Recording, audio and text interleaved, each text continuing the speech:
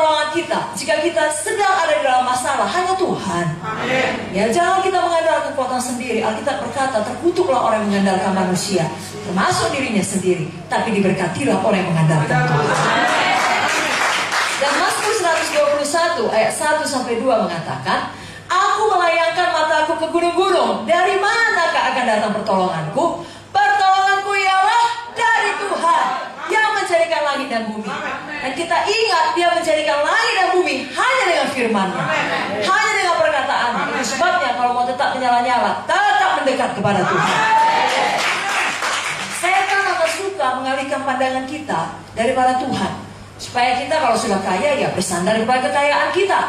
Kalau sudah ada banyak kawan kita, orang-orang yang ya kelihatannya berkuasa, bersandar kepada mereka. Sebaliknya, kalau kita ditimpa banyak masalah, setan mau kita terus dipenuhi dengan pemikiran masalah itu. Lupa kita sama Tuhan. Dua-dua jangan. Tetap Tuhan sumber kita. Amin. Biar kita selalu mendekat kepada Tuhan. Amin. Hana tidak mempunyai anak. Dia rindu memiliki anak. Dan sebenarnya pada waktu suaminya tiap tahun pergi ke rumah Tuhan di Silo, dia bisa bawa alasan. Kau sudah punya madu ya, kau sudah punya istri lain, pergilah dengan istrimu itu dengan anak-anakmu. Aku tidak mau ikut beribadah. Tidak. Dia bisa saja memilih tetap tinggal di rumah, di dalam depresinya, ya kesedihannya, atau menyibukkan diri dengan pekerjaan rumah tangga di rumah siang dan malam, atau pergi ke rumah teman-temannya dan menggosipkan suaminya, berusaha mencari simpati atau pertolongan mereka. Hana tidak demikian. Walau hatinya pedih, dia rindu anak, dia belum mendapatkannya, dia tetap pergi ke rumah Tuhan di Silo. Silo adalah lambang tempat di mana orang datang untuk berdoa, untuk menyembah Tuhan, mempersembahkan korban bagi Tuhan.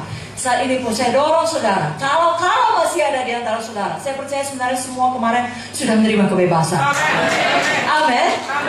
Tapi kalau di masa yang akan depan, saudara mengalami masalah yang berat, saudara ingat firman Tuhan ini. Kita teladani Hana, kita tetap beribadah. Dan tetap mengarahkan pandangan kita pada Yesus yang adalah sumber kita. Poin yang kedua malam hari ini yang mau diingatkan Tuhan melalui firman kepada kita, Hana berdoa dengan sungguh-sungguh.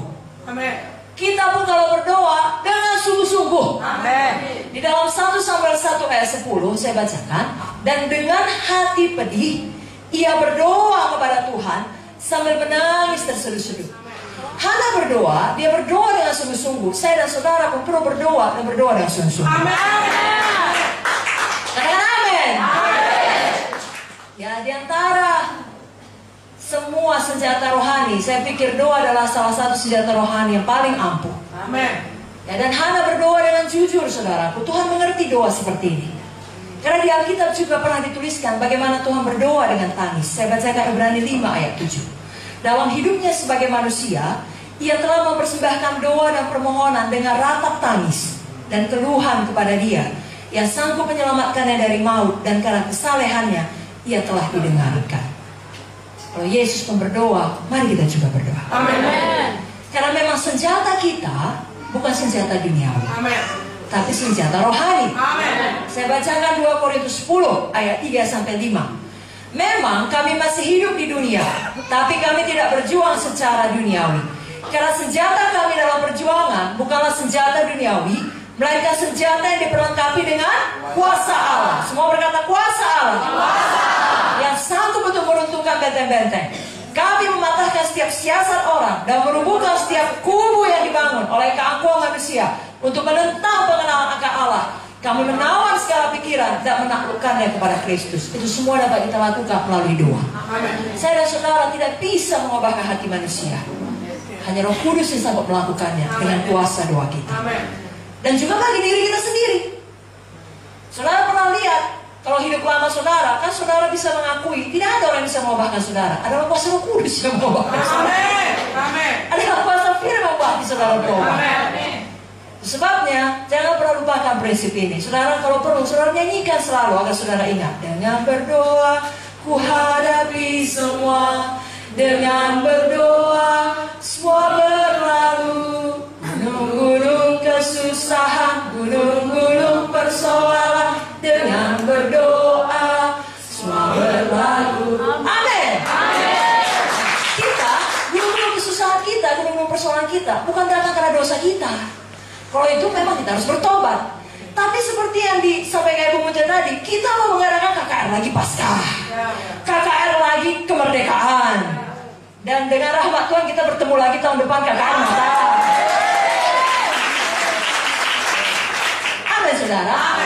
Tahukah saudara, setan tidak suka itu. Lalu dia akan pakai semua cara, bahkan melalui manusia yang bisa dipakainya, untuk memberikan gunung-gunung persoalan, gunung-gunung kesusahan, karena hal yang paling dibencinya adalah Yesus diberitakan. Selama saudara tidak melakukannya, dia tidak keberatan saudara diberkati, karena saudara bukan ancaman bagi kerajaan kegelapan.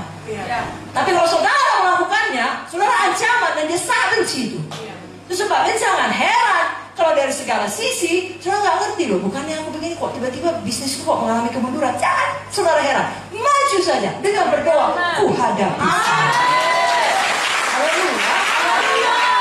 Dan apapun yang dicuri setan, kalau saudara tetap bersukacita, tetap berdoa, dia harus kembalikan 4 kali lipat, 7 kali lipat. Dan tiap kali kita mulai berdoa, biasanya akan terjadi penerobosan. Sebab yang ada kita di sini, sudah kita coba dengan semua cara manusiawi yang kita tahu untuk satu perkara, dan kelihatannya belum berhasil. Mari kita ingat kembali, senjata kita adalah senjata rohani. Mari kita kembali berlutut dan kembali berdoa. Dan jangan lupa, saya yakin ini saudara sudah lakukan. Saya hanya ingatkan saja dengan kasih Tuhan untuk mengusir setan di dalam doa saudara.